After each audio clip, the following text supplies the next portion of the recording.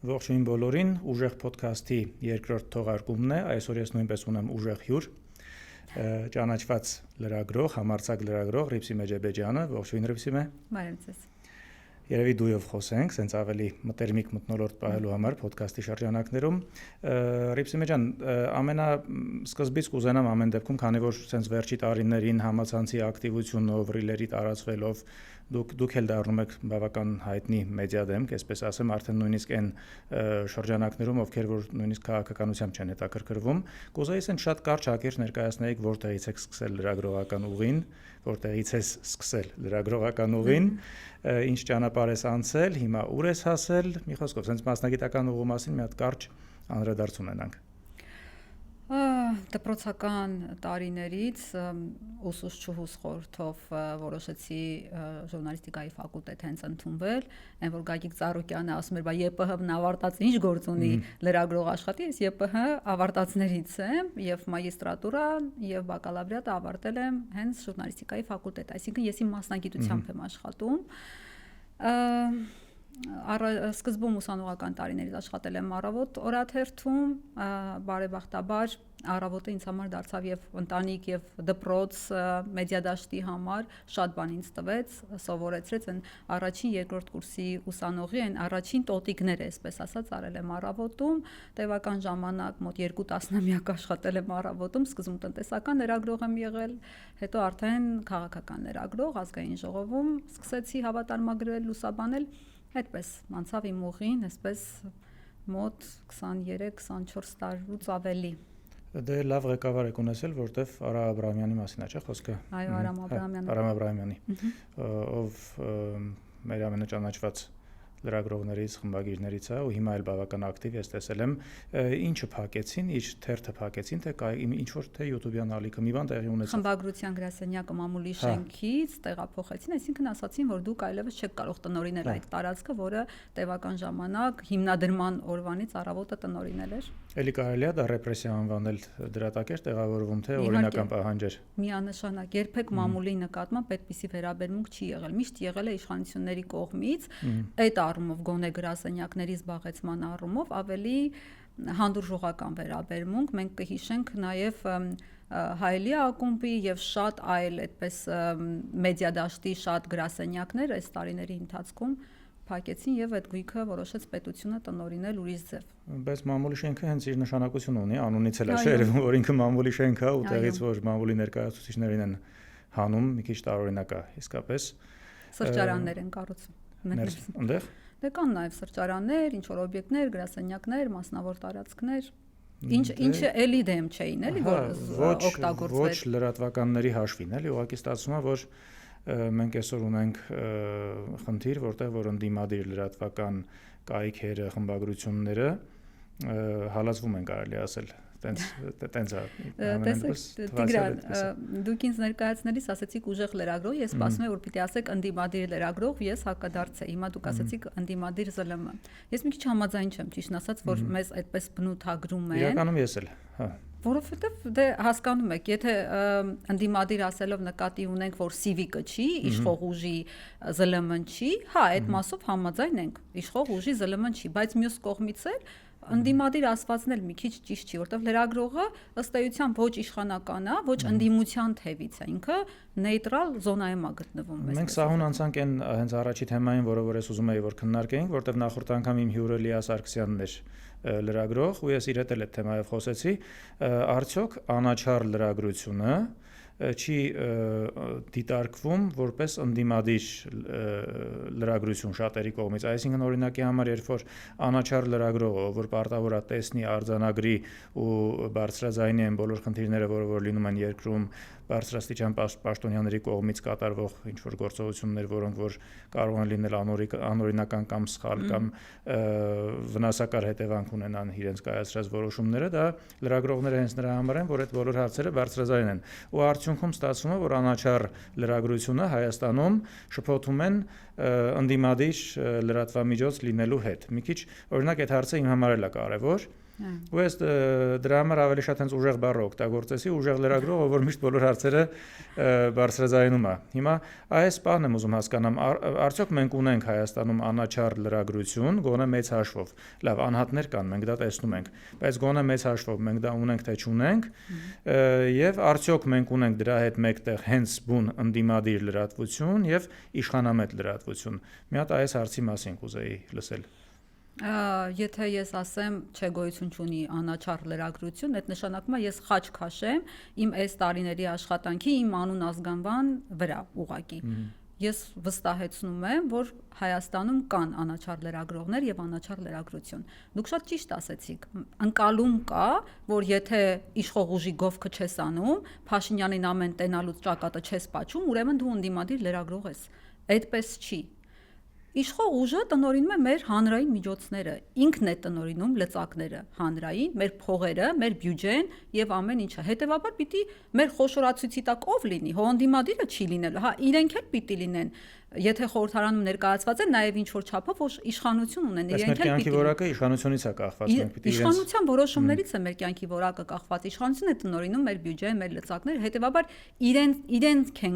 իրենք են մեր խոշորացույցի տակ, իրենց պետք է մենք զննենք, իրենց պետք է քննադատենք ավելի շատ եւ իրենք այո պիտի ավելի հանդուրժող լինեն, որովհետեւ իրենք աշխատավարձ են ստանում մեր բոլորի միջոցների հաշվին։ Պիտի հանդուրժող լինեն քննադատության նկատմամբ, ինչը իրենք չեն կարողանում։ Այդ ընկալումը գալիս է հենց իշխող ուժի ներկայացուցիչներից։ Ռուբինյանը, Վահագն Ալեքսանյանը, մնացած տարբեր падգամավորներ, ինչ որ TikTok-յան հարթակներում, ինչ որ ոդքասթային նորից են շրջանակներում լրագրողների մասին հաղորդումներ են անում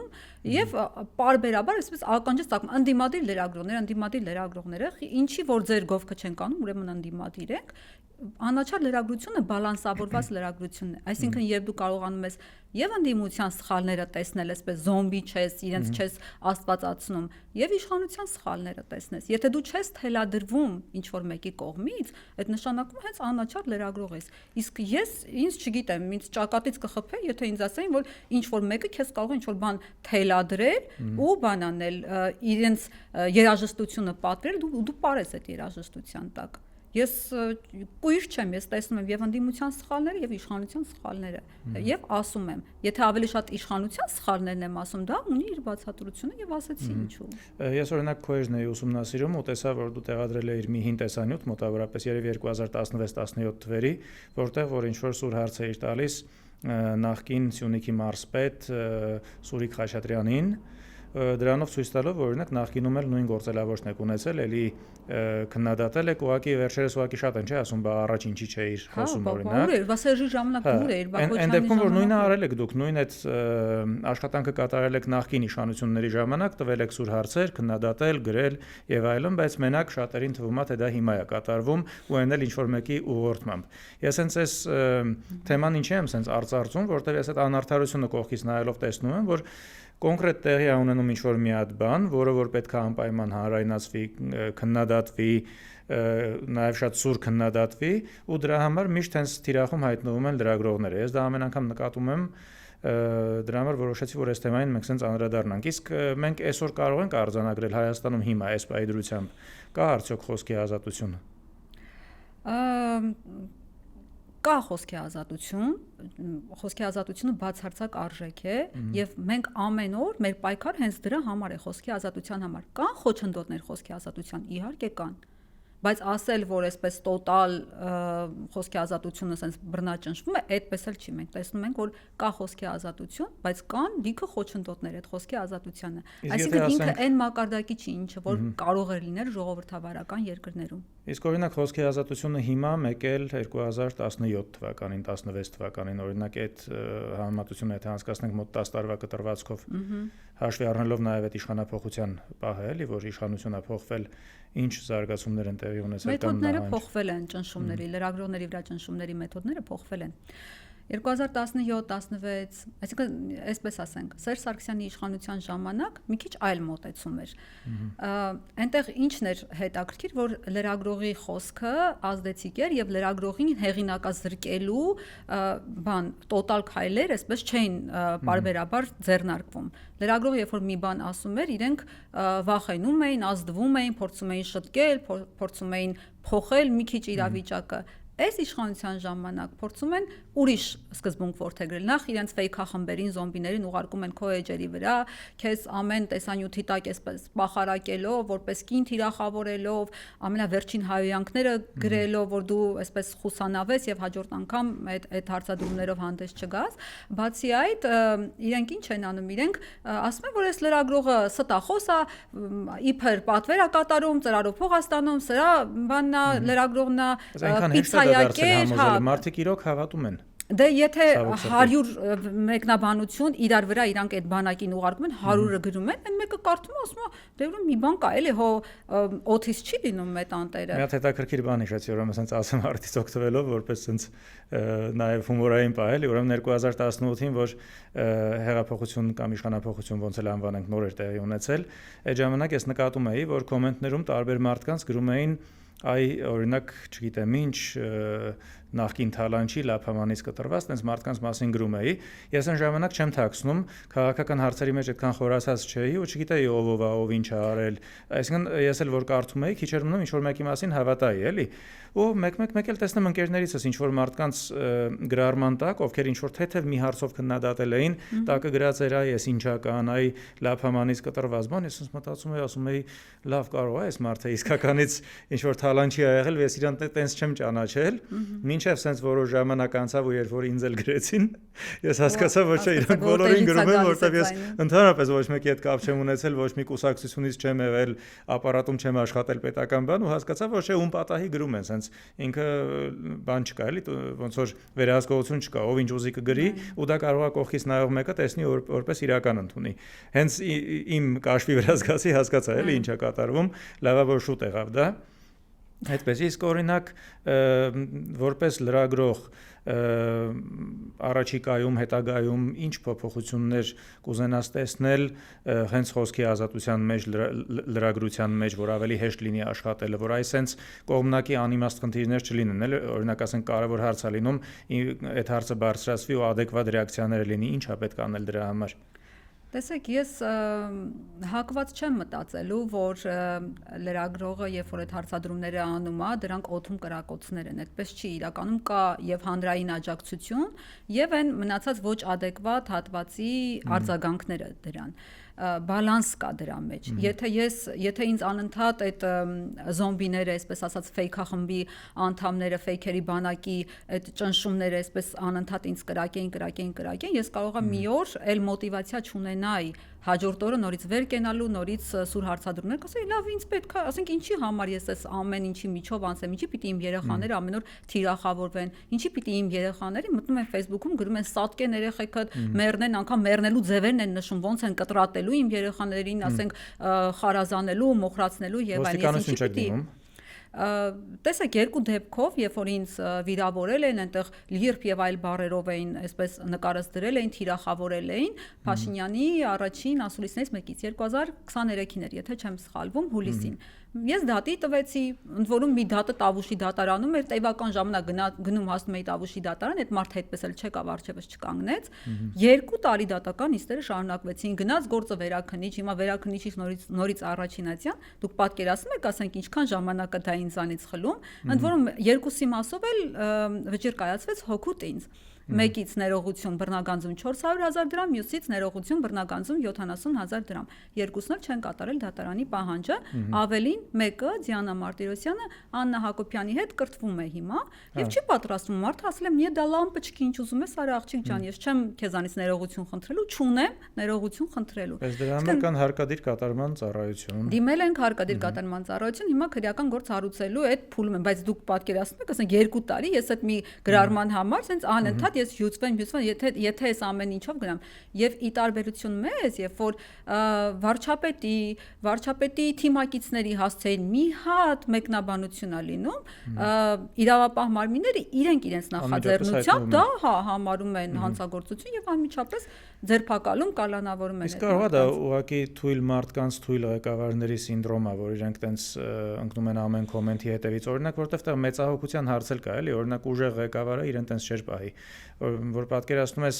իշխանություն լինես, ամեն բոլոր լծակները քո ձեռքին է, եթե դու իշխանություն ես, դու ինչ ուզես կարաս անես, էլի, որտեվ բոլոր ուժային կառույցները, բոլոր լծակները քո ձեռքին են։ Ու դու տենց ընկնում ես մանրախնդրորեն ամեն մի կոմենտի, ամեն մի գրառման հետևից, որը որպես այդպեսին, եթե տենց վերցնենք օդի մեջ խոսակցություն է, էլի, դա իրական սպառնալիք չի լինում, էլի, կամ եթե օրինակ լավ, սպառնալիքը լավ, եթե օրինակ ասի ես կգամ քեզ այս ինչ բանը կանեմ, ենթադրենք տեղ կարող է մի քիչ լարվեն, մի հատ տեսնեն հետո է կարող է այդ սպառնալիքը այդ մարդը իրագործում է վաղը, բայց եթե ուղղակի ինչ որ մի հատ վիրավորական բառ է գրել, որտեվ այդ մարդը նեղված է, այս իշխանություններից նեղված է, էմոցիաների տակ մի հատ վիրավորական բառ է գրել, որտեվ ինքը այլ ելք չունի ու ուրիշ բան չի կարող անի։ Դա մի քիչ ավելի թույլ ղեկավարի սինդրոմ չի, որ իրենք այդ այնց բաների հետևից ընկնելով անդադ կալանավորել, տուգանել, չգիտեմ ինչ անել, վախեցնել մարդկանց։ Իհարկե Տիգրան ջան, միեդի բոլոր վճիրներով բուրգ գոյություն ունի քաղաքացիների եւ քաղաքական գործիչների։ Քաղաքական գործիչները հələ պաշտոնյաներ դնենք մի կողմ, առավել եւս իշխող ուժը դնենք մի կողմ։ Քաղաքական գործիչները պիտի ամենահանդուրժողը լինեն այն ներքևի օղակների, քաղաքացիների քննադատությունների հետ կապված, որովհետև այո, քաղաքացին, եթե քեզ քո աշխատավարձ այդ միլիոնների ապարքեվատրումները, որ դուք ձեզ տալիս եք, այդ քաղաքացու գրպանի հաշվին եք դուք տալիս։ Այդ հերոս հարկատու, որ անունը դնում եք փշի եք անում, ինչ եք անում, որ մի 2 միլիոն էլ ավել տա այդ հերոս հարկատուն։ Այդ քաղաքացին իրավունք ունի ձեզանից շատ բան պահանջելու, այո, էմոցիաների հետ կապված կարող է ասենք մարդ էս մի բայ չդիմանա մի բառ այս կողմ այն կողմ ասի ամեն կոմենտի հետևից գնալը ո՞րն է։ Օրինակ ես որպես դերասան ասեմ ես մեկը, մենք օրինակ լինում է մեր մասին նյութերա լինում, տակը տեսնում ենք, այդ հեյթը տեսնում ենք, էլի ցանկացած դերասան, երգիչ, հաղորդավար, ովքեր որ հայտնվում են օրինակ մամուլի ուշադրության կենտրոնում ու ինչ որ հարցազրույց է լինում կամ իրենց մասին նյութ է լինում, տակը էլի հայտնվում են մարդիկ, որ գրում են տո դու ով ես կամ չգիտեմ ինչ, մենք դա տեսնում ենք, բայց ընդհանրապես չենք արձագանքում։ Եթե մենք հանդուրժող ենք, ասենք, մենք հանդուրժող ենք, բայց այդ մարդիկ, ովքեր այդ հեյթը օրինակ դերասանների, շոու բիզնեսի ներկայացուցիչների նկատմամբ անում են, մենք իրենցից որպես այդպեսին չենք վարձատրվում։ Անկամ եթե sense տրամաբանորեն նայենք, հաստատ այդ մարդը եթե ինձ ատում է, չի գնալու կինոյի տոմսարնի իմ կինոն նայի կամ գա իմ ներկայացումը նայելու, էլի։ Դա նայելու այն մարդը, որ լավ կոմենտ է գրում։ Այսինքն նույնիսկ մենք այդ դեպքում չենք իջնում այդ մակարդակին, որ սկսենք նման կոմենտների հետևից ընկնել, գրել, հեռախոսի համար ուզել գնալ տեսնել եւ այլն, դա օրինակ sense դերասանների անունից կարող եմ ասել, որ ոնց որ դրված կլինի, էլի, երբեք չիջնել այդ կոմենտների մակարդակին։ Բայց այսօր մենք տեսնում ենք, որ ունենք իշխանություններ, որ իրենք այդ բոլոր մարդկանց հարկերով սնվելով, ապարքեվավճարներ ստանալով, այդ թուլությունը դրսևորում են ու ընկնում են ամեն մեկի հետևից։ Մի քիչ դա ծիծաղելի է, ու նորից եմ ասում, դա շատ թույլ մարդու սինդրոմ է, օրինակ ուժեղ ղեկավարը հաստատ իրեն տենց չէր պահի, էլի։ Ես իշխանության թեման ուսումնասիրած լինելով մարդ, զուտ սիրողական եմ ասում, ուղղակի գրականություն սիրում եմ կարդալ, կարող եմ վստահաբար ասել, որ դա թույլ մարդկանց ինչ որ կոմպլեքսների արդյունք է, որ պատահական դարձել են իշխանություն։ Ստեղ ես այդպես եմ տեսնում։ Կուզեի, բայց ամեն դեպքում այս թեման շարունակելով հեյթի մասին խոսել լրագրողների հանդեպ ու արդյոք դա հենց ուղիղ օրինակ Messenger-ի, այդ ոչ միայն կոմենտների էլի, օրինակ Messenger-ի միջոցով դուք ստանում եք վիրավորանք կամ հազարավոր։ Հա, վիրավորանք կամ սպառնալիքներ ու այն կարգի, որ վախենաք ձեր երեխեքի անվտանգության համար, ձեր անվտանգության համար, տնից դուրս գալուց մտածեք, պարզեզդի մոտ ինչ որ մեկը կանգնած չլինի։ Այ սենց պահեր լինում է։ Եղել է շրջան, որ հատկապես գիտեք, երբ եմ զգուշացել ամեն Փաշինյանին հարց տալուց հետո, երբ որ ես տանում եմ գուցե իմ համար ցավացող մարդկանց բաները, հաղորդագրությունները, որ զգույշ եղիր։ Այդ դա, այսպես հարյուրավոր նամակներ եմ ստանում, որ զգույշ եղիր, ու մի տեսակ ասում, լավ, կարող է պիտի ամեն դեպքում այդ զգուշացումը լինի։ Սպառնալիքներ ստանում եմ, որ որտեղ քեզ տենամ ես կանեմ, ասենք այս տիպի սպառնալիքներ շատ ստացել եմ վիրավորանքները անթիվան համար, բայց քանի որ ես հասկանում եմ, որ դրանք մի կոճակով ուղղորդվող բաներ են, ես մտնում եմ էջերը հետ նայում եմ, տեսնում եմ բոլորի հետնանկարում կամ Փաշինյանն են արյունոտ ձեռքով սրտիկով, կամ Հիսուս Քրիստոսն է էլի տակը Փաշինյանը, կամ Աննա Հակոբյանը էլի տակը Փաշինյանը։ Այսինքն ես հասկանում եմ, թե որտեղից է այդ ձայնը գալիս, հետեւաբար որ ասեմ լուրջ չեմ ընդունում, ավելի շատ գիտեք ոնց, եթե ամեն այդպես գրածից ես մտածեմ, բայց կարող է ամեն դեպքում մի վնաս լինի բան, ուրեմն ես պիտի չապրեմ, ուրեմն ես պիտի չաշխատեմ լրագրող, ուրեմն ես պիտի տանը նստածել ի վերջո կարող է լինել այդ վտանգը, ես այդպես եմ մտածում, այնպես որ դրանով հաստատ ինչ չեն լրացնի, դրանով հաստատ չեն վախեցնի։ Եթե վախենալու լինեի, ասում եմ 20 քանի տարի արդեն աշխատում եմ, բազմաթիվ են եղել նման մեկնաբանությունները, նման զգուշացումները, ականջի հետև եմ գցում։ Բայց օրինակ ես մի օրինակ եմ ուզում բերել, բայց առանց անունը տալու, երևի ճիշտ կլինի անունը չտամ, օրինակ էլի մեր կինոյի թատրոնի բնագավառի մարդկանցից մեկը ինքը վիդեոներ էր նկարում,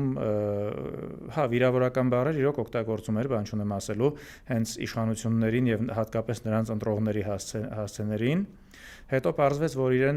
կանչել են ոստիկանություն, թե քննչական, ու ինքը կտրուկ դադարեցրեց։ Տարիներով ինքը դա անում էր, կտրուկ դադարեցրեց, ու ես ունեմ այսպես ենթադրություն, դա ինքը լրագրող չէր ամեն դեպքում։ Լրացրել են։ Հա, լրացրին, իրեն լրացրին, բայց ինքը այն ամենասուր խոսողներից էր, անգամ որ հիմա ինքը մեկ-մեկ գնում է հարցազրույցների,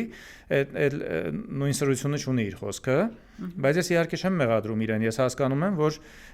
կարող է պատահի շատ մեծ տուգանք ա եղել, ինչ որ մի բան եղել է, որի հետևանքով ինքը արդեն գիտի, որ էլ տակից չի կարող դուրս գալ։ Օրինակ, եթե այդ վիրավորանքի համար կարծեմ մի 500,000 դրամ տուգանք կար, չէ՞, օրինակ մի անգամ գնացիր տուգանվեցիր, դու զգում ես, որ ֆինանսապես էլի վիճակի չես, երկրորդ անգամ հայոյես ու գնաս վճարես, էլի, այսինքն մարդկանց կարելի է հասկանալ, մեծ տուգանքներ են, էլի, լրացնելու մեխանիզմը կա։ Կոմպրոմատներ կարող են ունենալ եւ այո գրպանին հարվածելու, բայց իմ դեպքում չունեն, չկա այդ։ Դե դուք կարմիրգից չեք անցնում,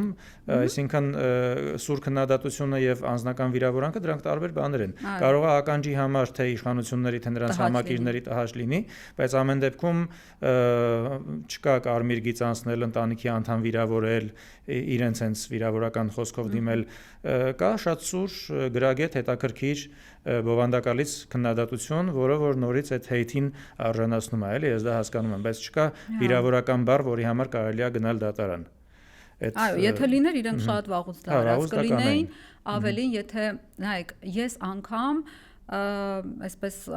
անհամեստություն գուցե լինի, բայց ասեմ ես անգամ ամենանեղ փողոցները մեր քաղաքի անցնում եմ լուսացույցին հետևելով։ Ես որպես քաղաքացի ես հասկանում եմ, որ եթե ես նմանատիպ սխալ, ասենք սխալ տեղից հետիոտնային անցումով չանցնելը կամ չգիտեմ սխալ տեղ կայանելը եւ այլն, եթե ես դա պաշտոնյայի սխալը նկատում եմ, ես այդ սխալը պիտի ես ինքս չանեմ։ Ես դա շատ լավ հասկանում եմ, եթե նույնիսկ մեքենա չկա, եթե նույնիսկ գիշերվա ժամը 2-ն է, ես կանգնում եմ, մինչեւ լինի կանաչ լույս, նոր անցնում եմ։ Ես շատ եմ ուզում, որ մեր բոլոր լրագրողները այս կանոնները պահելով իրենց կյանքաբանը, որպեսզի կոմպրոմատ, որևէ կոմպրոմատ բոլոր մարդիկ բոլոր քաղաքացիները շատ ավելի լավ, բայց եթե դու, այսինքն եթե դու բան ես անում, քննադատելու լծակ ունես ինչ-որ մեկին, դու պիտի հնարավորինս անթերի լինես, հնարավորինս կոմպրոմատ չտաս իշխանությունների ձեռքում, հարկերը վճարես, չգիտեմ, օրենքը պահես, գոնե քո երկրի, որը վաղը մյուս օր չկանգնեն քեզ ասեն, բա գիտես, քո տղեն չի ծառայել, քո հերը չգիտեմ ինչ, քո աղբերը չգիտեմ, որ այդ կոմպրոմատներից զրկես իշխանություն։ Այդ դեպքում իրենք էլ ինձ թվում է այլ բան չեն ունենալու անելու, քան ֆիզիկապես քեզ ոչնչացնել, այն էլ չեմ կարծում, որ այդ քայլին կգնան։ Այդ քայլին չեն գնա, բայց ինչ որ բան կհորինեն, այնքան հեշտ է այսօր օրինակ տարածել լուրեր, որը որ էլի նույն այդ մասան կհավատա։ Դա փորձում են իմ հետ կապված իրենց կառավարությունում աշխատող, գիտեք, ֆեյքերի բանակի այդ ղեկավարից սկսած, չգիտեմ, ինչ որ տարբեր բաներ։ Ես միշտ ուզում եմ իմանամ հետո այդ ֆեյքերի բանակի ղեկավարը։ Դե մամուլում հրապարակումներ կան, թե ով է տնօրինում ֆեյքերի բանակը իրենց, ես այդ կանխավարկածով եմ շարժում, որ դա նա է, եւ իմ հետ կապված լուսանկարս տարբեր բիզնեսմենների հետ այդպես զետեղելով, որ ես վերջ Ռիփսիմե Ջեբեջյանը փող է ստանում, այս ինչից, այսինքն այս տիպի Սուքյասյանի հետ նկար, որտեվ հարցազրույց եք վերցնում, ինչ որ մեկը կարող է նկարի։ Հա, այսինքն ես այդ ռեպորտաժն էլ տեսա Սուրբ Աննա եկեղեցու բակից դուրս գալուց։ Նաև էդ էլ է մի քիչ sense բան դարձել, որ բոլորին կապում են ինչ-որ բիզնեսմենների հետ, ասում են այս ինչից, այն ինչից ու հիմնականում ես ինչի Խաչատուր Սուքյասյանի թեմային անդրադարձա, ամենաշատը ինքն է մեղադրում։ Ես ինչքան տեսնում եմ լրագրողները մոտենում են իրան, ինքը հենց ամենաշատը օգտագործում է ձեր տերերը, քո շեֆը, քո տերը անընդհատ sense։ Ինքը ոնց որ լրագրողի հետ չխոսի, ոնց որ sense միջնորդավորված խոսի ինչ-որ մի հատ իրական կամ ոչ իրական կերպարի հետ, ով որ ինչ-որ լրատվամիջոց է հովանավորում կամ տերն է կամ ինչ-որ sense, չգիտեմ, չգիտեմ, կերպարներ է հորինում, սկսում է այդ կերպարների հետ կռիվ տալ կամ ինչ որ sense անհասկանալի բաներ է ասում, բայց մարդկանց թվում է, որ հա, ելի մենք sense հետ գնացինք անաչառ լրագրության թեմային, փորձում են ստեղծի այն տպավորությունը, որ չկա անաչառ լրագրություն չկա, այս լրագրողները բոլորը ծախված են, որ մոտենում են sense սուր հարցեր են տալիս։ Դա իշխողուժի թեզն է, հա, ուզում են հանրային ընկալում այդպիսի ձևավորել, որ բոլոր լրագրողները ծախված են, ով իշխողուժին բան է ասում, ռոբասերժական կլանի, պիցցայակեր ծախված շներից է, այսպես ասած, բայց դա իրանց չի հաջողվելու, վստահեցնում եմ, որովհետև ինչքան էլ ամեն մեր սուր հարցադրումից հետո այդ գրոհներ են լինում մեր Facebook-յան էջերի վրա, մեր տարբեր YouTube-յան ալիքների վրա եւ այլն, ինչքան էլ 300-ից անցնում է ամեն հարցադրումից հետո Փաշինյանին, 300-ից ավելի բլոկավորվող անձ է լինում իմ էջին, կբլոկեմ կանցնեմ առաջ, բայց հակառակն էլ է, որ ամեն անգամ 300 եթե լինում է, ոչ մի հրապարակ, բաց մեսեջը ոչ մի հրապարակում չկա անունազգան, նոր հենց նոր թխված, այսպես ասած, բաներ են, այդպես կնոպկայով ստեղծված օկտատերեր են իբր թե, ու բոլորի տեքստը, գոնե ասում լավ տեքստի վրա աշխատեն, տեքստը փոխեն, բոլորը copy paste-ով նույն բանը, նույն միտքը, նույն տառասխալները, նույն անգրագետ իրենց տեքստերով այդպես փորձում են թիրախավորել, չի անցնելու, իմ դեպքում դա չի անցնելու։ Այս թեման sense կլորացնելով ուզում եմ հարցնեմ ինչ ռիսկեր է պարունակում Հայաստանի Հանրապետության վարչապետին տենց շատ սուր հարցեր տալը, որը ձեր հիմնական sense ֆիրմային գործելավոճն է դարձել արդեն։ Պետք է շատ հոգեբանորեն պատրաստ լինես դրան։ Հեշտ է այդ բանը, օրինակ տեսեք, ինքը այնտեղ նստած է, դուք տենց լրագրողներով կանգնած եք կամ նստած եք, կանգնած եք հիմնականում լինում, հեշտ է այդ բանը, օրինակ, որ sense անկաշկանդ այդ հարցը տաս, թե ինչ որ մի բան հաղթահարվում է։ Նյարդային ֆոն չեմ կարող ասել չկա, վախ չկա։ Ես համարձակ մարդ եմ ինձ համարում, եթե ես բան անեմ, ասեմ, վայ վարչապետն է, բա որ մի բան անի, բան դողամ, ես չեմ կարողանա դա հաղթահարել եւ հարցը հնչեցնել։ Իմ հարցերն էլ օդի միջից չեն ծնվում։ Նախորդ հարցից հետո քաղաքացիները նամակներ են գրում, ասում են, վայ Ռիփսիմե ջան, հաջորդ անգամ որ խնդրեմ սա էլ կհարցնես, այ գրքի պատմությունը, երբ որ ես գրքից իր հարցնում եմ, դա հենց հանրությունից եկած հարց էր։ Մարդիկ ինձ դիմել էին, տասնյակ մարդիկ, նամակներն էլ ունեմ, ապացույցներն էլ ունեմ, խնդրում են, ասում են Ռիփսիմե ջան, որ խնդրենք գրքում այսպիսի հատվածներ կա, սրա հետ կապված հարց կտաս։ Ես էլ լրագրողով էլ լրագրողը միջնորդ է հանրության եւ պաշտոնյաների մեջ, ինձնից ինչ էր մնում հասնել, եթե չգնալ ու դիմաց չկանգնել, քանի որ ես այդ պայն ունեմ հավատարմագրում կառավարության, դիմաց չկանգնել եւ չհարցնել դա։ Շատ լավ է, որ գրքի թեման բացեցիր, որտեղ ես հենց գրքի մասին ուզում էի խոսել։ Օրինակ վարչապետը նախորդ անգամ այդ հարցին պատասխան ձեր քո հարցին պատասխանելուց ասաց, որ դա գեղարվեստական գործ է եւ մի շփոթեք քաղաքականության կամ իրական կյանքի հետ մոտավոր իր միտքն եմ էլի ասում առանց բառացի մեջ բերելու ու իմ մոտ առաջի հարցը որպես ես էլ որպես ստեղծագործող մարդ ով որ գրում է սցենարներ գրում ես մի հարց շատ կարևոր ծնվեց որ կուզեմ հիմա դա քննարկենք նաև sense հանրության համար օրինակ ես կարծում եմ որ յուրաքանչյուր հեղինակով որ ստեղծում է ստեղծագործություն հա փաստացի ինքը գիրք է գրել գեղարվեստական դա իրականությանը համապատասխանում է ամեն դեպքում իրենց էությունը ներդնում են իրենց ստեղծագործության մեջ, այսինքն իրենց մասնիկը անպայման ստեղծագործող մարդիկ իրենց ստեղծագործության մեջ ներդնում են։ Հիմա օրինակ ինքը այդ հարցից հրաժարվեց, ասեց, եթե մի օր կուզենաք գեղարվեստական գրքի քննարկում կազմակերպենք, կգաք այդ ժամանակ այդ հարցը կտակ, լավ, կարա, եթե տենց քննարկում լինի, կարելի է գնալ քննարկել, բայց օրինակ այդ հարցը հենց կարելի է այդ տեսանկյունից տալ, որ դու որպես հեղինակ քո էությունն ես ներդնում արտահայտում մտքեր, արտահայտում կարծիքներ, նաև ինչ որ մեսիջ ես հաղորդում հասարակությանը։ Հիմա օրինակ այդ տեսանկյունից մենք կարող ենք երկրի հակառակ կողմը գրքի մեջ տեսնել Նիկոլ Փաշինյանի էությունը թե ոչ, թե դա ուղղակի իսկապես գեղարվեստական գործ է ու այդ առումով պետք է իրեն հանգիստ թողնել, ասել լավ, դա հիմա գիրքա գրել է, էլի։ Հա։ Հանրայինի եթերում էլ Պետրոս Ղազարյանը փորձեց հենց այդ դիտանկյունից հանդես գալ, որ երևի երկրի հակառակ կողմը այդ լրագրողը դրանից բացի գիրք չէր կարդացել, բան այս տիպի մոտավորապես խոսույթ։ Իմ հարցադրումը հիշում եք ոնց էր։ Ես հո չէի հարցնում իր նկարագրությունների այսպես դետալները, որպես գեղարվեստական գործ քննարկեինք դա։ Ես ուրիշ բան եմ ասում։ Նախ երկրի հակառակ կողմը գրքում պատմական իրողությունների նկարագրությունն է։ Մարտի 1-յան իրադարձություններն են, որոնք եղել են մեր երկրում։ Այսինքն վերացարկվել իրականությունից ու ասել դրանք զուտ հեղինակի մտքերն են, մտավարժանքներ են, երևակայություն են, այդպես չի։ Մենք տեսնում ենք պատմական դեպքերի անցքը եւ նկարագրությունների ամբողջ ընթացքը։ Ընդունում ենք, որ դա պատմական իրողությունների բան է իր դիտանկյունից, իր տեսանկյունից, իհարկե հեղինակի։ Բացի այդ, ես ինչ եմ հարցնում, այնտեղ պատերազմի նկարագրություն կա եւ ճիշտ նույն կերպ, ինչպես որ եղել է իր վարչապետ դառնալուց հետո։ Գիրքը հրապարակվել է 18 թվականին, վարչապետ դառնալուց հետո։ Պատերազմը եղել է 2020-ին եւ իրենց ընկալում է իշխող ուժի այդ պատերազմին, աշխարհընկալումը, կներեք պիտի նորից այդ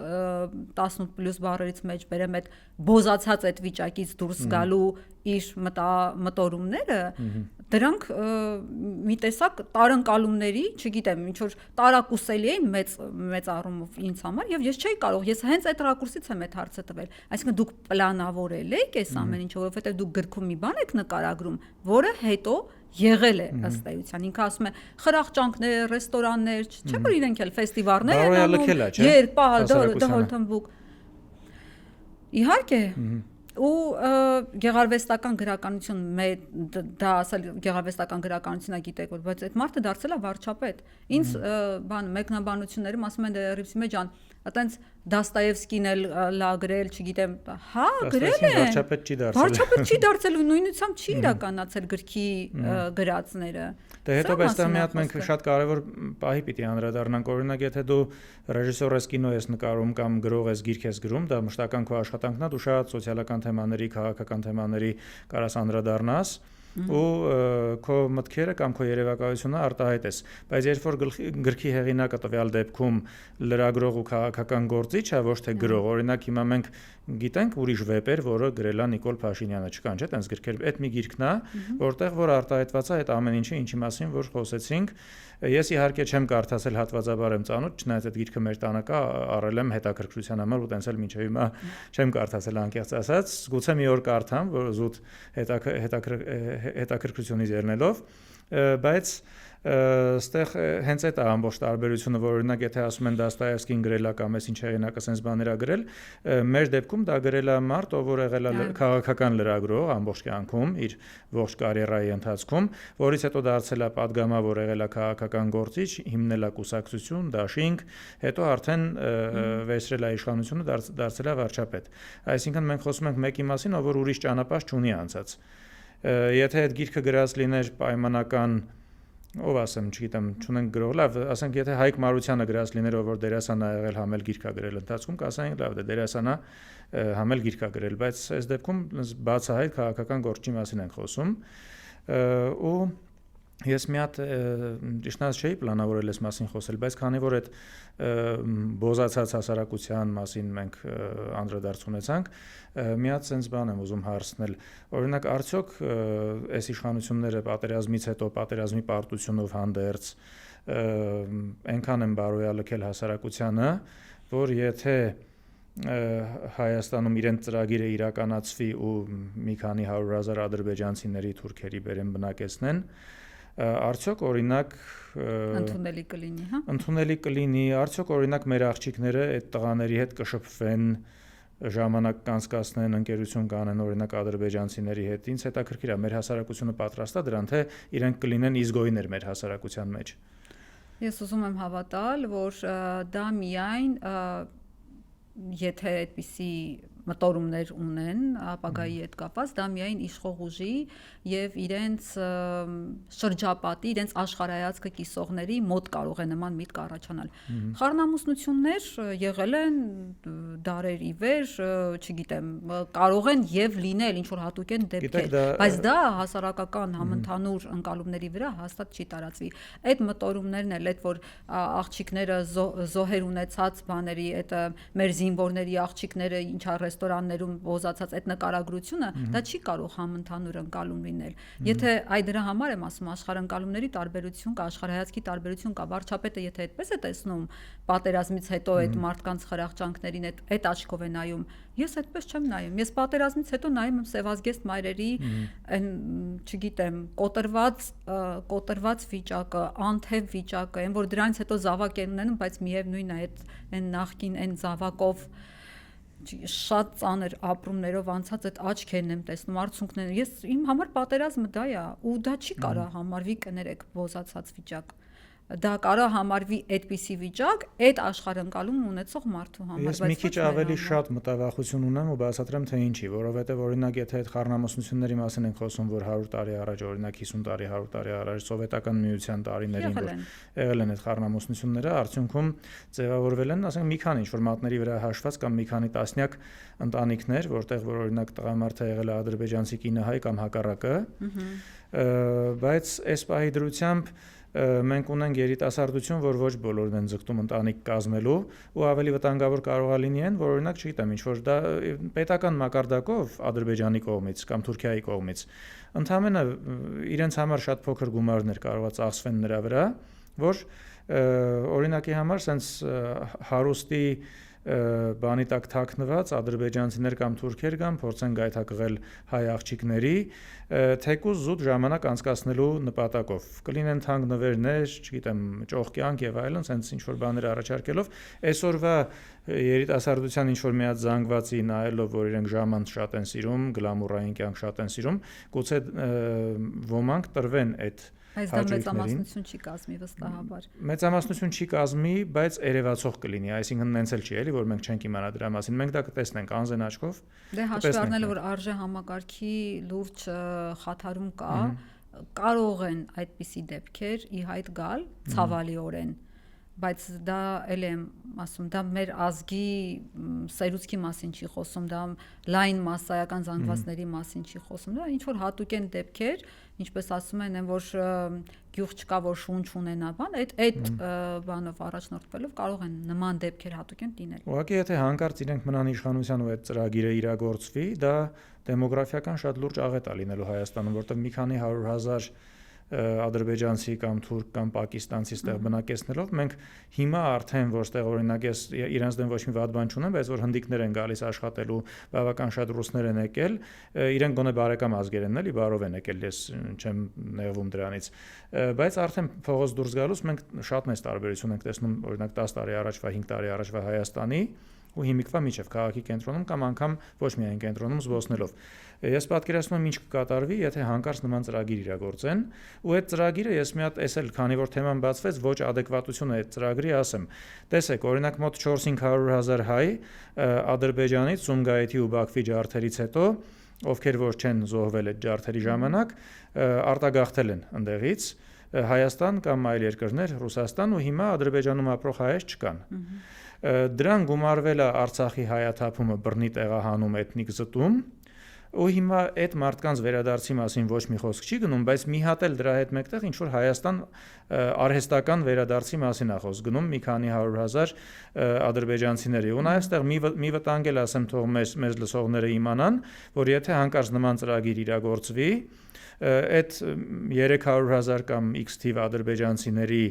մեծամասնությունը լինելու են ադրբեջանական բանտերում համաներում ստացած հանցագործները իրենց ընտանիքներով հանդերձ։ Եվ ոչ միայն դուք մտածում եք սովորական շարքային ադրբեջանցիներին են բերելու։ Իրենք բերելու են հատուկ ծառայությունների աշխատակիցներ։ Դա էլ իր հերթին։ Որոնք կարող են ամեն քայլափոխի, ասենք, սարքել, այսպես ասած, մեր անմեղ քաղաքացիների գրպանը գցել ինչ որ ահաբեկչություն եւ այլն իրենց։ Դա միջազգային հնչեղության ինչ որ բաներ սարքել։ Միջէթնիկական կոնֆլիկտներ, դանակահարություն, սպանություն, այսինքն օրինակ չգիտեմ կգա մի հատ ինչ որ տենց հանցագործ կերպար ադրբեջանցի մեկի քրոջ վրա կնայի, եղբայրը կփորձի քրոջ պատիվը պահել, դա կդառնա արդեն sense արունահեղություն,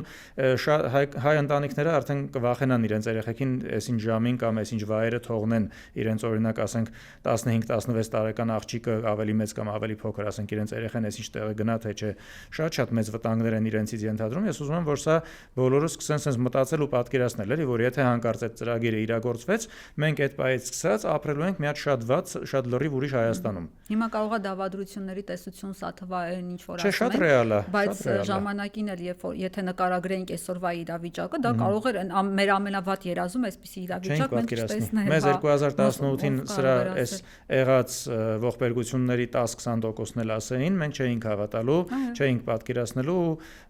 չէինք համաձայնվելու դրա հետ, որ ոնց կարող է տենց բան լինի։ Նույնիսկ այն մարդիկ, ովքեր հիմա ասում են հալավ, դե հիմա սենց պիտի լիներ, այդ մարդիկ էլ չէին համաձայնվելու, էլի դա շատ ակնհայտ է, էլի։ Լավ, քանի որ սենց այս թեմաներին անդրադարձանք, ինչպես ստեղծել ուժեղ Հայաստան, ոնց անենք, որ ուժեղ լինենք ու այս վտանգները մեզ չսպառնան։ Մի քիչ բարդ հարց է։ Դիմացան ընտրություններին հետ էլ կարող ենք կապել, քանի որ կա ինչ-որ բան փոխելու հնարավորություն։ Ես ճիշտն ասած ընտրությունների հետ կապված կարծում եմ թե լինելու առաջկա ընտրությունները, կերևա արդյունքում ով կձևավորի իշխանություն, իշխող ուժի նախկինում շատ այսպես վերամբարձ հայտարարություններ մենք 50+ ենք հավաքել հեսա կտենցնայդ բան, վերջին շրջանը մի տեսակ դա իջել է եւ Ալեն Սիմոնյանի վերջին ճեպազրույցի ժամանակ ես հենց իրեն էլ դա ասացի եւ ֆիքսեցի, երբ որ ինքը ասաց դե ռեյտինգը մի քիչ բան է, կարող այսօր ուրիշ լինի, վաղ ուրիշ լինի, համենայն դեպս մենք կանցնենք, շեմը կհաղթահարենք, այսինքն եթե առաջ 50+-ից sense բարձր տոկոսներից էին խոսում, հիմա շեմը հաղթահարելուց են խոսում, այսինքն մի քիչ իրենց սպասումներն էլ մի քիչ իջել են։ Այո, ռեյտինգը այդպիսի բան է եւ մի սխալ արտահայտություն եւ այլն կարող է ընդհանրապես զրոյացնել քաղաքական ուժի ռեյտինգը եւ ընտրողների բանակը իջեցնել։ Ուժեղ Հայաստան կունենանք այն դեպքում, եթե մեր բոլոր եւ սահմանադրությունը եւ օրենքները պահպանվեն, ոնց որ գրած է օրենքի տառին համապատասխան գործեն, ոչ թե աշկակապությամբ զբաղվենք, ոչ թե ինչ որ դրսից բաներ բերենք, չգիտեմ, ուժեր բերենք, իրար դեմ կռվածնենք, հայամետ լինենք, իսկապես այդ դեպքում կլինի ուժեղ Հայաստան։ Այս դե պետքա լինի ուժեղ ղեկավար, ով որ սահմանադրության բոլոր կետերը կարողանա պահի, որտեղ այսօր սահմանադրության փոխելու պահանջներ կա հենց Ադրբեջանի ղեկավարության կողմից։ Մենք դա անընդհատ լսում ենք, որ Հայաստանը պիտի նոր սահմանադրություն ունենա, այս ինչ կետերը հանվեն, այնտեղ խոսք է գնում անկախության հռչակագրի մասին, բայց ինքնիշխան Հայաստան, գերբի մասին, ինքնիշխան Հայաստան ենք։ Ինքնիշխան Հայաստան ենք, բայց գերբ են ուզում փոխել տան օրինակի համար, գերբի վրա պիտի Արարատը չլինի, օրհներքը, գերբը եւ ամեն ինչը կարող է մեզ կապել պատմական Հայաստանի, պատմական հիշողությունների հետ, մեր ամբողջ խորհրդանշական համակարգը հերթով, այսպես փոխելով կգնան։ Էլի մենք սահուն եկանք հաջորդ հարցին, ինչպես պահպանենք ազգային արժեքները, սիմվոլները, այն ինչը միշտ կարևոր է եղել մեր համար, ինչի վրա որ հիմնված է հենց ուժեղ Հայաստան ունենալու բոլոր sense հնարավորությունները, եթե հենց դրա դեմ պայքարում են գործող իշխանությունները համակարգված ձևով, այդ թվում նաև եկեղեցու դեմ։ Այդ դեպքում մենք որպես քաղաքացիներ միշտ ասում ենք, չէ, ամեն մեկը թող իր գործով զբաղվի։ Լավ, ասենք ամեն մեկը իր գործով զբաղվում է, բայց այդ ամեն ինչի դեմ գոնե գաղափարական պայքար պետքա տանել, էլի մենք ինչ անենք, որպեսի գոնե նենց անենք, որ այդ իրենց պայքարում չհաջողեն, էլի սենց ասեմ, որտեղ համակարգված ձևով գնում է անընդհատ մի հատ նոր թեմա գալիս է, օրինակ եկեղեցին եթե հաջողեն օրինակի համար կարողանան կաթողիկոսին փոխել, մի հատ ուրիշ բան է գալու դրանից հետո, էլի ցավոտ թեմա է լինելու, էլի սենց մի քիչ ինչ որ իրադարձություններ են տեղի ունենալու ու նորից իրենք հաջողելու են։ Ոնց պայքարենք, որպեսի կտրենք այդ շղթան։ Նայեք, իմ խորին համոզմամբ յուրաքանչյուր քաղաքացի պիտի երկրին մոտենա իր տան, իր ընտանիքի պես։ Ով կհանդուրժի, եթե ինչ-որ մեկը քացով բացի իր տան դուռը, ասի այսուհետև միջանցքի տերը ես եմ ձեր, խոհանոցի տերը ես եմ, ննջասենյակ հետո կմտնի, այդպես կշարունակի ամբողջ տունը տնօրինել։ Ով կհանդուրժի դա։ Ոչ մեկ։ Մեր տան ընտանեկան արժեքների դեմ մեկը ոտնձգություն անի, ով կհանդուրժի։ Ոչ մեկ։ Մեկը գա ասի քո տղու անունը այսուհետ ասենք բան չի, Պողոս չի, Մաթեոսը ասենք այսօրվանից սկսած, Մուհամեդը, հա, ասենք չգիտեմ, Ալլահ Ակբար ասի, ասենք ով կհանդուրժի դա, ոչ մեկ։ Պետությանը պիտի նույն սկզբունքով մոտենաս։ Քո երկրի խորհրդանիշները, քո ազգային արժեքները պիտի պահպանես սրբության, սրբոց պես։ Եկեղեցին մեր պետության հիմնասյուներից է։ Եթե այսօր եկեղեցին, կաթողիկոսը համարվում է դու ով ես, պաշտոնյա, չգիտեմ, ավազանի անունով են, քաղաքացիական անունով են կոչում եւ այլն, այդպես ոտնահարելով բոլոր արժեքները մեր պետության, մենք գնալու ենք ինքնաոչնչացման։ Սա ուղիղ ճանապարհն է ինքնաոչնչացման տանելու։ Եթե մեզանից յուրաքանչյուր աշկ փակի դրա առաջ, ասի դե լավ, հիմա իրոք օրհներքը այնքան էլ հաջող չի, ասենք իտալացի աղջկա երգը բան, ասենք այն չի, չգիտեմ, դրոշի գույները ոնց որ այն չեն։ Իսկ մենք կհիշենք Փաշինյանը ինչ պոպուլիստական ակտ արեց, մաքսային, երբ որ մտել էր դրոշը գետներ գցած, ոնց մեր երագույնը բան, հետո մենք տեսանք բանի պաշտոնական հանդիպումների ժամանակ դրոշը թարս են դնում, ձեն չեն անում, ասենք այդ դրոշի նկատմամբ նույն հարգանքը չի։ օրդներքի նկատմամբ նույն հարգանքը չի, ասենք ոնց կարելի է ու դա պետքա ասենց ոնց ասեմ տեսախցիկների առաջ դա չպիտի լինի ինքը անկեղծ էր այդ ժամանակ օրինակ որ այդ դրոշի համար այդ Մաքսայինի աշխատողին էլ աշխատանքից ազատեցին հետո կարծեմ վերականգնեցին իհարկե բայց օրինակ ես վստահ եմ որ անկեղծ չէր որովհետև իմ կարծիքով Փաշինյանը այն կերպարը չի որ ազգային արժեքների համար տենց ցավ ապրում որ մի հատ էլ տենց վիճակի մեջ դներ օրինակ ինչ որ շարքային աշխատողի ով որ հետո պարզվեց ուներ ինչ որ ողնաշարի խնդիր դրա համար շատ ուղիղ չէր կարողանում կանգնել բայց ինքը տենց հատուկ նաև այդ պահով չէ վարչապետի դիմաց զգաստ կանգնի թե ուղիղ կանգնի դա արդեն հակին ժամանակ անցել sense բառացի չեմ հիշում բայց նույն լավագույն կեցվածքը հենց ինքը չունի էլի սպորտային տեսանկյունից նույն դրոշի նույն երագույնով նասկի հագնող նասկի սարքող բանը արդեն ցույց է տալիս հարգանքը եւ ընկալումը դրոշի նկատմամբ Հետո այն մարդիկ ովքեր որ օրինակի համար մեր գործող վարչապետին ճանաչել են իր լրագրողական գործունեության տարիներից ինքը միշտ շատ հակասական կերպար է եղել իր գրած հոդվածներով միշտ ինչ որ օրինակ հենց նույն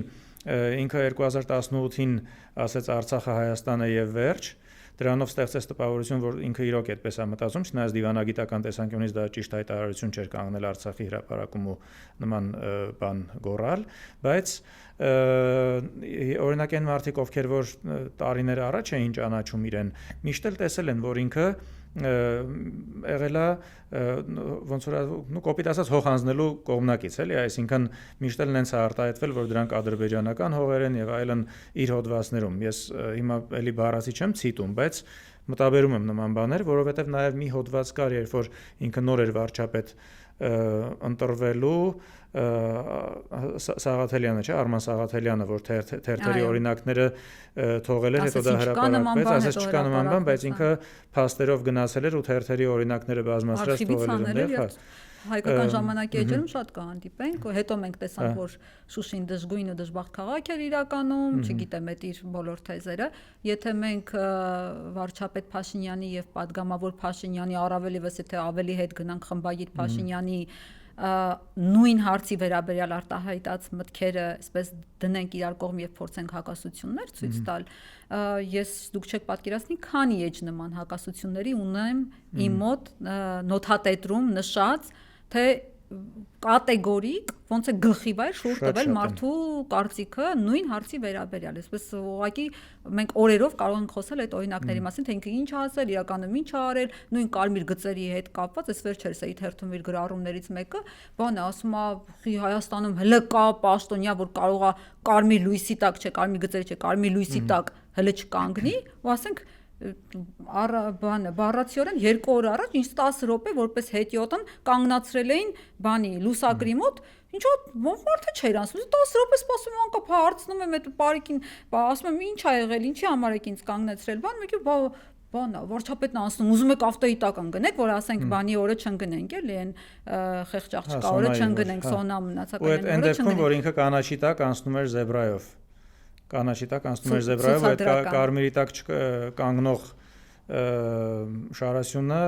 կարմիրի տակով անցավ ու Իսկ մարդը ոնց է վերափոխում էլի իր ասածը ոնց է վերափոխում երբ որ դրա մասին ուղիղ հարցնես ինքը ասում է դե բանը դա բաներ սա պետական պաշտոնյա ես ունեմ իմ պետական պահպանությունը իրենք են ինձ թելադրում ես չեմ կարող իրականում այդպես վարվել եւ այլն այսինքն միշտ կա վերափոխվել նույն Արցախի հարցի հետ կապված դուք մատնանշեցիք Արցախ Հայաստանը եւ ոչ իմ հարցադրումներից մեկը իրեն ասուլիսներից մեկի ժամանակ հենց Արցախի վերաբերյալ իր դիրքորոշումների էական տարբերություններն էր թե ոնց էր ադրբեջանցիների եւ հայերի համար ընդունելու տարբերակից եկել հասել մենակ ադրբեջանցիների համար ընդունելի տարբերակին ու ես հարցադրում հնչեցրել էի թե որն է հիմա օրիգինալ Փաշինյանը եւ որն է կեղծ Փաշինյանը ինքը ինչ պատասխանեց դրան ինքը ասաց բանը աշխարհը այսպես վայրի վերումների շրջափուլում է գտնվում եւ այլն երկրաշարժի ժամանակ ոնց է որ մենք մեր տեղն ենք փնտրում այս տիպի sense ինչ որ պատասխան տվեց որ իբր աշխարհն է շուռ եկել ու մենք մեր տեղը փորձում ենք հիմա այս ձևով միտեղ գտնել ես ուղղակի ուզում եմ անդրադառնալ այդ Շուշիի դժբախտ ու դժգույն լինելու այդ խոսքին երբ որ մանավանդ ինքը նշեց, թե չգիտեմ 80 թե քանի տոկոսով ադրբեջանական բնակչություն ունեցող Շուշին արդյոք բանակցային թղթերից մեջբերումներ էր անում եւ ասում էր քանը շատ կարևոր բան կա, որ ընդամենը 100 տարի առաջ դրանից 1918 թե 20 թվականին կարծեմ Զորավար Անդրանիկը իր զորքով գնում է որ Շուշիում պաշտպանի տեղի ժողովրդին, բրիտանացի զորականները ճանապարհը կտրում են, խնդրում համոզում են Անդրանիկին, որ չգնա, իրենք այնտեղ հարցերը կլուծեն, որ նորից չլինի զինված բախում,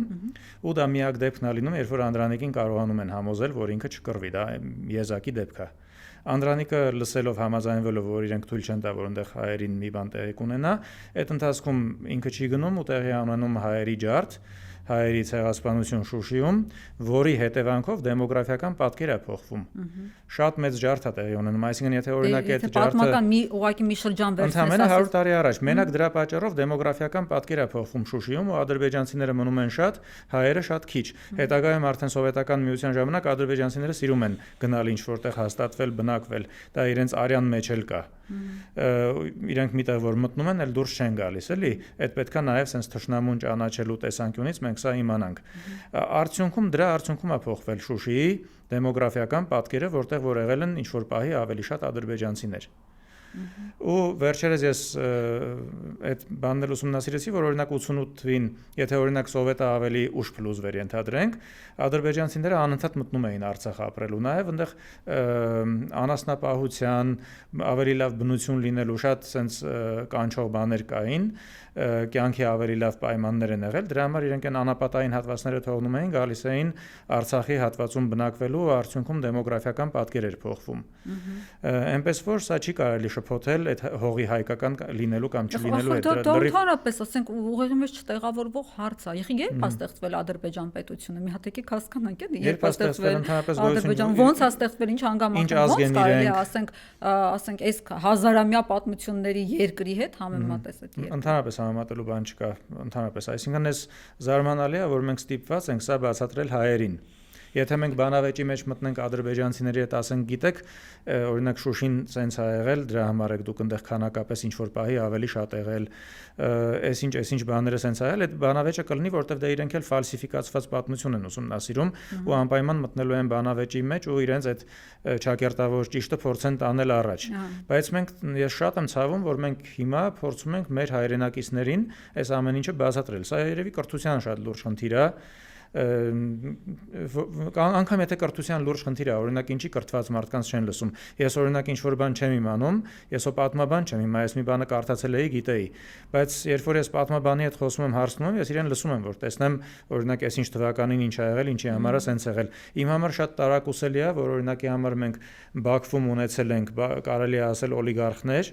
նավթային բիզնեսի ամենամեծ մագնատները եղել են հայեր, ու արդյունքում մենք դա մեր հայկական բնավորության, իրար մեջ մրցակցության մեջ մտնելու, մեկը մյուսին չսիրելու պատճառով կորցրել ենք, այսօր այդ հողի վրա արհեստական պետություն է ստեղծվել, որը որ մեր թշնամին է ու նոր պահանջներ է ներկայացնում Հայաստանից։ Շատ բաներ կա, որ պետք է ուսումնասիրել Թեկուզ գեղարվեստական գրքերի օրինակով, օրինակ եթե Թոթովենցի Բաքու գիրքը կարդան, էլի ահագին բաներ կարելի sense կլուսավորվեն, էլի, դա լո գեղարվեստական գիրք է։ Ու մի հարցի եմ ուզում անդրադառնամ, օրինակ վերջերս այս վերջի օրերին, էլի, հենց նկատի ունեմ, սոցիալական հարթակներում, լրատվամիջոցներում շատ եմ տեսնում, հատկապես իշխանամերձ պաշտոնյաների եւ նրանց հարակից ուժերի կողմից, որ շատ են խոսում բանակում ծառայած լինել չլինելու մասին, ընդդիմադիրներին են կպնում, այն պարագայում, որ իրենք ունեն մեծ թվով պաշտոնյաներ, падգամավորներ եւ նախարարներ, ովքեր բանակում չեն ծառայել, բայց հիմա բարձր պաշտոններ են զբաղեցնում, ու մինչև այդ ասենք բանակում չեն ծառայել, բայց ոչ մի օգուտ չեն էլ տվել, էլի բանակին որևէ հարցով։ Ու իրենք օրինակ թիրախավորում են այն մարդկանց, ովքեր որ եթե անգամ չեն ծառայել, միլիոնավոր դոլարների բարեգործություն են արել, այդ թվում հենց բանակին են օգնել, էլի։ Ոստեղ սենց հարց է առաջանում, արդյոք այդ պաշտոնյաները իրավունք ունեն ընդհանրապես այդ պաշտոնը զբաղեցնեն, որ մի հատ էլ փորձեն թիրախավորեն ուրիշների։ Դե հանրահայտ ճշմարտություն արդեն բոլորին է հայտնի եւ մամուլում այդ մասին բազմաթիվ հրապարակումներ կան, թե իշխող ուժի քանի անդամ բանակում չի ծառայել, իրենք դրա համար միշտ գտնում են արդարացումներ, գիտեք, ասենք Փաշինյանը ինքը իր համար ունի իր արդարացումը, թե ինքը ինչ հանգամանքներում է եղբոր հետ կապված եմ կարծեմ բացատրել, որ ազատվել է բանակի ծառայությունից, բայց ասում են ինքը դե բանում, ինքը քարորիա պատերազմի ժամանակ գնացել է, ապրիլյան պատերազմի մայիսին այո գնացել է բանակ, հա, այտենց խրամատա փորել, դա համարում է ծառայություն, ինչև է, հիմա համարում են, թող համարեն ծառայություն։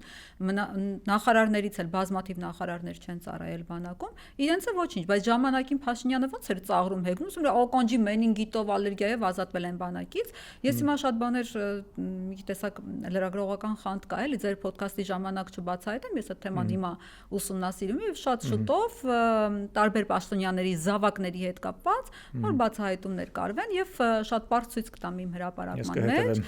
Հա, կխնդրեմ հետևեք եւ շատ բան հարցերի պատասխաններ այդտեղ կստանաք։ Պապիկյանը իր վերջին ասուլիսում այսպես շատ խրոխտ հայտարարեց, ասաց ես ՊՆ-ից համակարգից ազատել եմ բոլոր այն ծնողներին, ում զավակները այլ երկրի քաղաքացիություն են ստացել, հիմա կարող այլ հանգամանքների համար են ստացել, բայց կասկածի որդը կեղեքում էր, ինձ շնշում էր ինձ եւ ես ազատել եմ համակարգից այդ մարդկանց։ Շատ լավ, պարոն Պապիկյան, դե այդ նույն տեսարանը մի հատ sense տարածի ձեր ամբողջ թիմի վրա, էլի, հələ տեսել էլ ում զավակները այդպես շատ փափուկ տեղերում նստած են եւ բանակից շատ հեռու են։ Եթե այդքան բանակը սիրող, հարգող եւ իրոք ուզում եք համալրել բանակը, ապա նախ հələ մի հատ ձեր թիմի ցուցակներով մի հատ վրայով անցեք, հələ տեսեք ել ովքեր կան։ Բացի դրանից, օրինակ, եթե բանակը 2 տարուց դարձնում են 1.5 տարի, դա օրինակ ով որ պիտի գնա բանակ, ինքը դրանից բարձր շատ է ուրախանում, յուրաքանչյուր փաստացի, ասենք, մեծ մասը, չասեմ բոլորը, բայց շատ-շատերը կուրախանան, համ ծնողները, որ իրենց երեխան կծառայի 1.5 տարի, ոչ թե 2, համ բուն ծառայողները, որ ինչ լավ է, որ 1.5 տարուց հետ կգամ, կանցնեմ իմ գործերին։ Բնականաբար ծառայության գնացող երիտասարդի հոգեբանությունը կարելի է հասկանալ, բայց այստեղ եթե պետության շահերից ենք նայում, փաստացի 30% բանակի թվականակի կրճատում է գնում, երբ որ դու 2 տարուց դարձնում ես 1.5 տարի։ Ու եթե անգամ իրենք այս խաղաղության օրակարգն են առաջ բերում, որ արդեն մենք կարանք սենց անենք, խաղաղություն մենակ մի դեպքում կարա լինի էլ Թուրքիայի ու Ադրբեջանի հետ, երբ որ դու հակառակը բանակդ ավելի ուժեղացնես, որ իմանան, որ լուրջ դիմադրության են արժանանալու, եթե մի հատ էլ հարձակվեն։ Տիգրան ջան, տեսեք, ես ռազմական լրագրող չեմ եւ մասնագիտացված չեմ դրան։ Ես ուղղակի այս հարցում կոնկրետ բանակի հարցում լսում եմ տարբեր կողմերի պատճառաբանությունները, տեսակետները։ Հիմա իշխող ուժը վստահեցնում է, որ իրենք խնդիր չեն ունենալու բանակի համալրման հարցում, իրենք այլ օրենքներով փորձելու են այդ բացը լրացնել, այնտեղ են գումարով ազատվելու հետ կապված էլ Հայկ Սարգսյանը իր բացատրությունները տվեց։ Հիմա սպասենք, տեսնենք ինչ արդյունք կլինի։ Ես ուզում եմ շատ մեծ հույս փայփայել, որ ունենանք այն, ինչը մեզ ասում են, որովհետև հակառակ ուղղակի աղետ է լինելու։ Ես ռազմական գաղտնիք բացահայտել բնականաբար չեմ ուզում, այս հարցին մենակ կարող ես պատասխանել այո կամ ոչ։ Այն լրագրողները, ովքեր որ գնացել են պաշտպանության նախարարի հետ տեսնելու մեր նոր ձեռքբերումները, ինձ էլ էին կանչել։ Դու եղել ես թե չես գնացել։ Չեմ եղել, կանչել էին, այդ օրը հարմար չէր եւ չգնացի։ Հասկացա։ Որովհետև այդ հարցը ես նորից եմ ասում, այս այն դեպքը չի, որ մենք ուզենանք բացահայտել, թե ինչու ենք ասեք, հա Տիգրան ջան, ինձ կանչում էին, ես նորից ասեցի, չէ, ես ռազմական լրագրող չեմ։ Հիմա տանեն մի հատ sense տրուբի նման բան ցույց տային ինձ, ասենք խոհովակ, բան չեմ հասկանում, ես ինչ իմանամ դրա հերթիրի բերել են թե չեն բերել, դա ինչ խոցելիություն, ինձ էլ ասեն, վայ, որ սրանով խփեցինք Բաքվի նավթամուղերը գմփցնելու ենք, ասենք ես ինչ իմանամ, անելու են թե չէ, ես է գլխով անեմ, ասեմ, հա, ընդունում եմ։ Դա կարար տենց օգտագործվել, ասենք ինձ ցույց տան այդ տեխնիկան, ես որ ռազմական գործիչ չեմ, օրինակ ռազմական փորձագետների խումբ կարելի է տանեին, հա, թող իրենց տանեն, իրենք իրենց կարծիքը ձևավորեն։ Հիմա լրագրողներին տանում են, որ բանը, հետո էլ իրենց չեպազրույցներում ասեն, դե Ադրբեջանները եկավ, տեսավ ինչ հզոր զենքեր ունենք, ես էլ ձեն չանե, ես ոչ կարամ ասեմ, հա, ոչ կարամ ասեմ, չէ, ես ինչ իմանամ, դա հզոր զենք է, թե չէ, կամ այն սուերը որ բերեցին, բան արեցին, սելֆիներ արեցին, հետո պարզվեց ռակետներ չկան, ասենք ինչ իմանայինք մենք, ասենք ոչ կարայինք, հա, ասենք, ոչ էլ չէ։ Բայց օրինակ իսկ հետաքրքիր է, ովքեր որ գնացել են, իրենք ինչ որ թուղթ ստորագրում են, որ պիտի չբացահայտեն ինչ են տեսել, կա նման ընթացակարգ։ Չէ, սովորաբար որպես կանոն լրագրողները բանավոր բացատրությամբ, այսինքն մեզ ասում են, որ սա լուսաբանման ենթակա չի, մենք դա ընդունում ենք իգիտություն եւ չենք լուսաբանում։ Որովհետև շատ ավելի խելամիտ մոտեցում կլիներ, մենք քանի որ օրինակ ես շատ եմ նկատում տարբեր հարցազրույցներում, մեդիա հարթակներում շատ եմ նկատել, որ մենք ունենք շատ ռազմական փորձագետներ, օրինակ կարելի է ռազմական փորձագետների ու ռազմական լրագրողների զինուժից կլիներ բան այդ ճանապարհը անցած մի հատ խումբ հավաքել, օրինակ չգիտեմ 5 հոգանոց, 10 հոգանոց, ինչքան որ պետքա,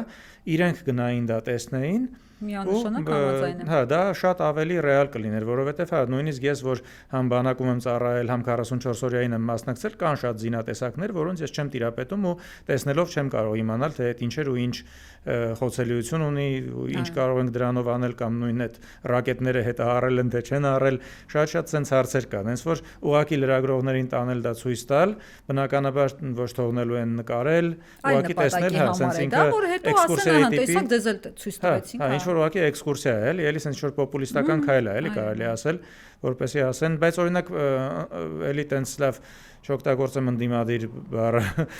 անաչառ լրագրողներից մարդիկ գնացել են, թե հիմնականում իշխանամետ։ Ես ճիշտ տեղյակ չեմ, ում են տարել, ցուցակին տեղյակ չեմ տիրապետում, բայց ասում եմ, ինձ հրավիրել են եւ նախնական պայմանավորվածությամբ պիտի գնայի, հետո չստացվեց, ուղղակի չհարմարվեց, բայց ասում եմ, եթե նույնիսկ գնացած լինեի, ես ոչ մի բան չէի կարող, հա, ֆիքսեի ինչ որ փայլուն, յուղած ինչ որ բաներ, հա, գույք, հրթիռներ, բաներ, որ ինձ ցույց տան, ես դրանից ըստ էության իմ եզրակացությունները ինչպես որ իրենք էին ուզում, չէի կարող անել։ Եվ sense վերջի թեմային եմ ուզում անդրադառնալ, վերջի կամ նախավերջի, շուտով ընտրություններ են Հայաստանում, ինչ իրավիճակային ինչ տարբերություն կա օրինակ 2021 թվականի ընտրությունների եւ 2026-ի սպասվելիք ընտրությունների մեջ, օրինակ մեր թե հանրության օրինակ ինչ փոփոխություն ա եղել հանրության մեջ, ինչ փոփոխություն կա քաղաքական դաշտում, այդ տեսանկյունից մի հատ նայենք, էլի հանրային տրամադրությունների մեջ օրինակ ինչ փոփոխություններ կան 21-5 տարի արդեն անցել է ամեն դեպքում, էլի շատ վատ բաներ են եղել, որտեղ օրինակ ես էական մեծ տարբերության մասին ասեմ, որ բոլորն էլ գիտեն, 21 թվականին կար Արցախ ու հույսեր Արցախը պահելու, հիմա Արցախը դատարկված է, հանձնված է, այդ ամենաէական տարբերությունն է։ Այո, ապաթիայի մթնոլորտը ակնհայտ է։ Սպասումները, որովհետև չեն արդարացել, մարդիկ տեսել են, որ 21 թվականին Շուշիի Հադրութի դեօկուպացիայից խոսող իշխանությունը չի կատարել իր անգամ այդ տված խոստումը։ Ըստ էության, իմ կարծիքով ավելի են համոզվել, որ այդ ճռճռան բառամթերքը, որ սովորաբար ընտրություններին օգտագործում են նախընտրական քարոզարշավին, դրանք հենց այդպես էլ մնում են թղթի վրա, դրանք չեն իրականանում։ Եվ հաշվի առնելով թե 21 մինչև 26 թվականներին ինչ կորուստներ մենք ունեցանք առհասարակ, կարող են ենթադրել մարդիկ, ընտրողները, որ ընտրվելու դեպքում այն հանդգնությունը, այն լկտիությունը, որ կա իշխող ուժի մոտ, դա քառապատկվելու է, որովհետև եթե իրենք նախընտրական տարում կարողանում են հույժ գաղտնի որոշումներով իրենց գրպանները 9 միլիոն, 10 միլիոն դնել, ընդ որում նախարարը չի էլ բան անում, ասում են, չեմ հիշում, տենց ոնց որ մի 6-7 միլիոններ, ոնց որ խոսքը 7000 դրամի մասին, ասենք հաշվի մտել է 7 միլիոն, մարդը սկի չի էլ հիշում այդ այսքան մի 7 միլիոն էս կամ 7 միլիոն են կամ ասում, այն էլ էս աղքատ երկրում, այն էլ էս երկրում, որտեղ ամեն երկրորդը նայում ես մեկը լացում ասում դոմիկում է, մեկը նոր տարին չի կարողացել անի, չի կարողացել անի, ասենք եթե այս նախընտրական տարում այս իշխանությունը այդ աստիճան լկտիություն ունեցել, ուրեմն այդ լկտիությունը ընտրվելուց հետո ավելի է սաստկանալու։ Պիտի սա գիտակցեն, հասկանան։ Ինչ կարող է դա օգնի, որ չընտրվեն օրինակ այդ լկտիությունը։ Ես կարծում եմ, տեսեք, ոչ բանը սոցիոլոգիական հարցումներով եմ զբաղված, բայց ես հանրային շփումների մեջ եմ ամենօրյա։ Ես հանրության հետ շատ լայն շփումներ ունեմ։ Ես տեսնում եմ, որ մարդիկ ընդդիմադիր հատվածը ավելի մեծացել է 21-ի համեմատ, ավելի շատ։ Եթե այն ժամանակ նայեք 20-ի պատերազմը նոր էր ավարտվել, ինչ որտեղ եմ որ սենց հələ չես հասկանում ինչ է հետդ կատարվել, փորձում են հավատալ Փաշինյանը ինչ ասում էր, ասենք գցում էր նախկինների գրպանը եւ այլն, հիմա ավելի շատ մարսած նստած վիճակի այդ ինֆորմացիան արդեն մարդիկ մարսել են եւ հողի վրա ունեն ինչ էր խոստացել, ինչ է արել իշխանությունը։ Կարծում եմ, որ իշխանությունը, այսինքն ոչ թե կարծում եմ, ռեյտինգը իշխանության շատ ավելի ընկել է հիմա, քան 21 թվականին, եւ կարծում եմ իրենք շատ ավելի քիչ ձայն կհավաքեն, բայց հաշվի առնելով, որ գոյություն ունի վարչական ռեսուրսի օգտագործման վտանգը, բացի այդ ի վերջո վերջին օղակում կա Վահագն Հովակիմյանը, Կենտրոնական ընտրական հանձնաժողովի նախագահ, որը էլի իշխող ուժի թիմից է, հետեւաբար միշտ կա վտանգ, որ ինչքան եմ ես ասել եմ, որ ձեռներս կկտրեմ ընտրությունները չեմ կեղծի, բայց կարող է լինել նաև կեղծիքների միջոցով վերընտրվելու վտանգը։ Բայց օրինակ 21 թվին ամենագլխավոր խնդիրը եղավ այն, որ մոտավորապես 50% մասնակցություն չէ եղավ ժողովրդի, այսինքն շատ ցածր էր մասնակցության քանակը, пассивություն էր տիրում։ Օրինակ ոնց անենք, որ մենք ինչ աշխատանք անենք, որ վերջապես այդ մասային, ովքեր որ sense չկողմնորոշված վիճակով որոշեցին տնից դուրս չգան ու ընտրություն չանեն, ուղղորդենք, որ գնան ավելի ճիշտ ու ուժեղ ընտրություն անեն։ Դրա համար աշխատանք տանում է իշխանությունը, որովհետև իր համար ստեղծում է բլոկ բոբոների, այսպես ասած նախկիններու, եթե անգամ այս ընտրությունների նոր նախկինում կապ չունեցող իշխող ուժ է նոր ստեղծվում, բանը Մերձևովը նկատի ունեմ, հա, Արման Թաթոյանի ուժը, չգիտեմ, տարբեր այսպես բլոկավորված բաներ կան, չէ՞։ Եթե նույնիսկ մարդիկ, որոնք ըստ էության ասում են, որ փոխկապակցված չենք նախկիններին, մենք էլ բան չենք անում եւ դաշինքով հանդես չեն գալու, իշխող ուժը անպայման նրանց ուզում է կապել նախկինների հետ, որովհետեւ իրենց հեշտ է այսպես բոբո ներկայացել նախկինները եւ ասել, հələ տեսեք, կամ էսա կամ այնա։ Բայց կարծում եմ արդեն հոգնեցրել են այդ նախկիններ թեզերով, էլի, արդեն մարդիկ իրոք զզվել են դա լսելուց ու մի քիչ ավելի դժվար է լինելու, քան առաջ, էլի, որտեվ չգիտեմ, օրինակ հիմա այսօր նույն Մերձևովը ցույց է տալիս, որ ինքը ոչ մի կապ չունի նախկին նախագահների հետ, լրիվ նոր դեմքերով են հանդես գալիս, շատ լավ տնտեսական ծրագիր են ներկայացնում, որը մարդկանց համար կարող է գրավիչ լինի։ Օրինակ ոնց անենք, որ մարդիկ տենց ուժեղ ընտրություն կատարեն, ուժեղ Հայաստան ունենանք։ Դե ոնց անել, ես որպես լրագրող ամենօրյա ռեժիմով փաստերն եմ ուղղակի արձանագրում, ցույց եմ տալիս եւ հանրությանը իմ դերը, այսպես ասած, ընտրություններում դա է, որ ցույց տամ փաստերը, ցույց տամ սխալները, թերությունները եւ ընտրությունը ընտրողինն է, այսպես ասած։ Բայց ես ինչի համար եմ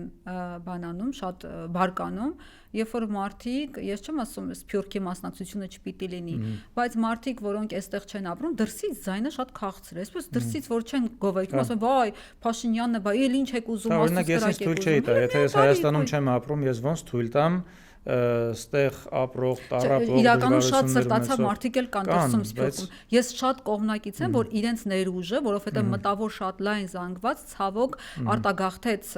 Հայաստանից, ես շատ կողմնակից եմ, որ իրենց ներուժը օգտագործվի որոշումների կայացման համար Հայաստանում, որ իշխանությունը sense չձևավորվի եւ ասի, հա լավ, Սփյուռք, դու մնա, կներեք կթուկով որպես չվերաբերվեն մեր Սփյուռքի մարդկանց, որ իրանք մենակ մարաթոններին այդ 10 դոլար ուղարկող մարդիկ չլինեն, այսպես ասած, իրենք որոշումների կայացման վրա ազդեցություն ունենան, բայց եթե դու դրսում ես ապրում, դու որոշումների ազդեցությունը քո վրա այստեղ չես զգում, այսպես լոսից օրինակ այն օրը եկեղեցու այդ բանին, արշավանքներին մասնակցում էր մեկը, կարծում լոսից էր եկել, ասես դե ես լոսում եմ ապրում հատուկ Փաշինյանի համար եկել եմ, Փաշինյանն ա որ կա, վերևում աստված ներքևում Փաշինյան, դե կներեք էլի։ Ես կարող եմ ուղղակի պահիտակ Հայաստան եկել, բայց տենց էր ներկայացնում էլի, ինձ թվում է հատուկ դրա համար չէր եկել։ Դե հիմա ասած արդեն եկել եմ Հայաստանում եմ ապրում, ստեղ եմ ապրելու որոշել եմ ստեղ ապրել, շատ լավ։ Ինչ ասեմ։ Շատ լավ, դե հուսանք, որ մեր ժողովուրդը ճիշտ ու ուժեղ ընտրություն կկատարի, իրավիճակ կփոխվի, որովհետև օրինակ ես ինքս ունեմ հաղթողի հոգեբանություն, ես ուզում եմ, որ մենք ուժեղ երկիր ունենանք, ուժեղ Հայաստան ունենանք։ Ես ես ամեն անգամ ինչ որ մի կորուստ, ինչ որ մի բան հանձնել, տարածք կորցնել, անկլավի անվան տակ կամ ինչ որ ճանապարհահատված, կարևոր ճանապարհ, որ կենսական նշանակություն ունի Հայաստանի համար, այդ ամեն ինչը պետքա ուղղակի կանխվի, էլի, որովհետև էլ մենք տեղ չունենք, շատ փոքր երկիր է Հայաստանը, մեծ կորուստներ ունեցանք, Արցախ կորցրեցինք, գոնե պիտի կանխենք ու գնանք ուժեղացման ճանապարհով։ Շնորհակալ եմ շատ այս զրույցի համար, Ռիփսիմե ջան, ձեր գործունեությանը հաջողություններ եմ մաղթում, որտեղ շատ կարևոր աշխատանք եք անում ու կարծում եմ դա էլ այդ բոլոր նպատակներին կօգնի։ Աստված տա, ես եմ շնորհակալ զրույցի համար։ Շնորհակալություն, կհանդիպենք հաջողություն։